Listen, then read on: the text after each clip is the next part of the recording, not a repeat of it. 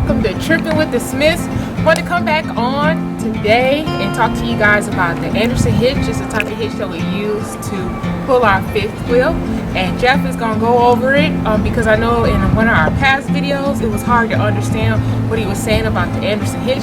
So here we are. We want to share that information with you just in case you're interested in what type of hitch it is if you're going to be doing some RVing or fifth wheeling. Yeah, fifth wheeling.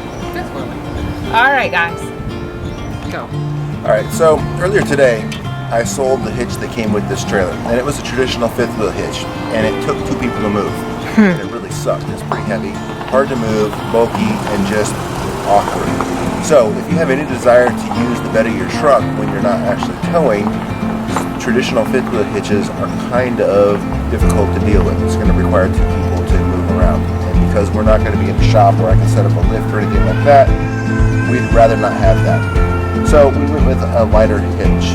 Also, the Andersen Ultimate hitch, because it only weighs 37 pounds, really doesn't mess around with your payload of your truck at all. So it allows you to carry more stuff and have a heavier trailer instead of having a couple hundred pounds of payload in that lighter hitch.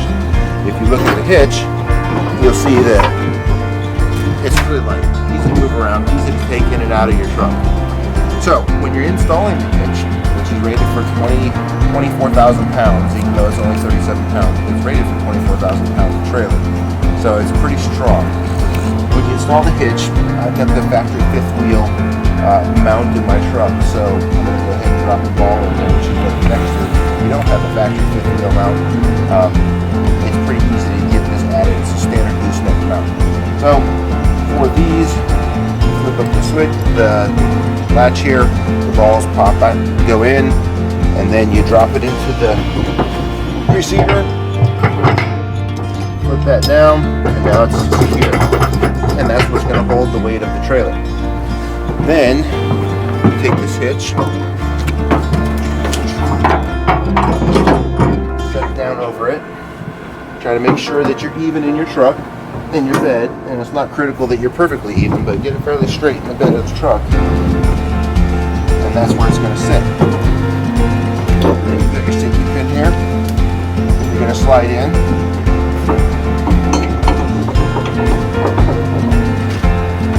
Of course, it wants to be difficult now. So what I'm going to do is set up a little bit.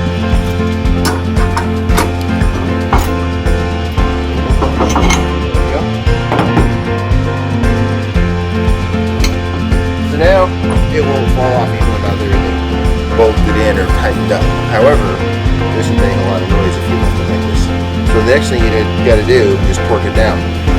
These are torqued to 40 and this is torqued to 50. This is torqued to 50 pounds after you put your trailer on. So for today I'm just going to torque it to 50 and then I'll check it again tomorrow after the trailer's on there.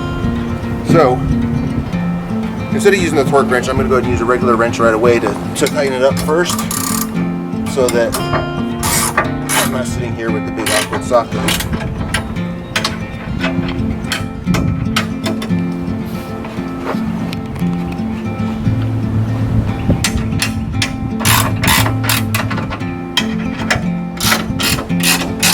Once you tighten those up, you'll see that it no longer moves around. However, it's not tight enough yet because the trailer would move it. So always make sure you have a torque wrench when you're setting torque settings.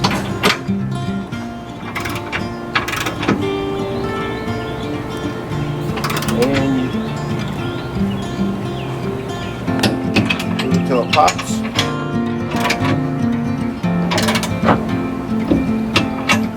And then change this to 50 pounds.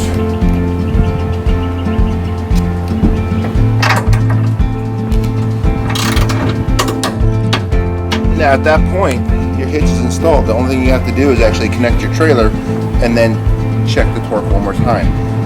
That will be legal and work in most states. However, there's a couple states that require safety chains with this particular hitch. It's not really considered a gooseneck hitch, so in most states, you're completely legal just like this with those safety chains. But a couple states are going to require chains, so what I've done is I've purchased the chain kit from Andersen, and it came with a really weak looking shackle on it, so I added this big hook on it. And for now, what I do is I just loop it around the base hitch. Sure, what I'm going to do is I'm going to drill a hole in the hitch, which is authorized by Andersen, so the factory pump can come through here. Unfortunately, it covers up the factory pump system, so I can't put that in there. So in the future, that's what I'm going to do, is just drill a hole there, which again is authorized by Andersen. Then your factory pump will come up through there and it'll give you a nice hook that goes straight to the frame of the truck, which is a little bit safer. At the end of the day, I'm going to do this to be legal because it's not really required, as it's not a typical use.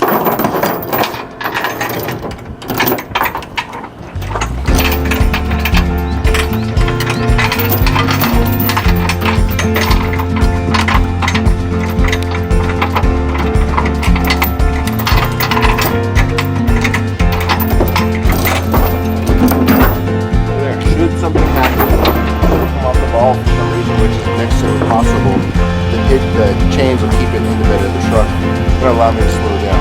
If this has not at all, on the other hand, then we might be out of luck. But let's see what happens. So that's an Andersen hitch. It takes about 5 minutes to put in. Super light, easy to take in, to take out. Doesn't really affect the payload of your truck, so you can actually tow more, haul more. That's all I got. Alrighty. Well, there you have it, folks. That is the Andersen hitch hookup. Well, the first part, the real hookup, is when you put the trailer on there. I hope you enjoyed this video. If you have any questions about the Andersen hitch, Jeff can surely answer those. And that's it. Thank you for watching. See you guys next time.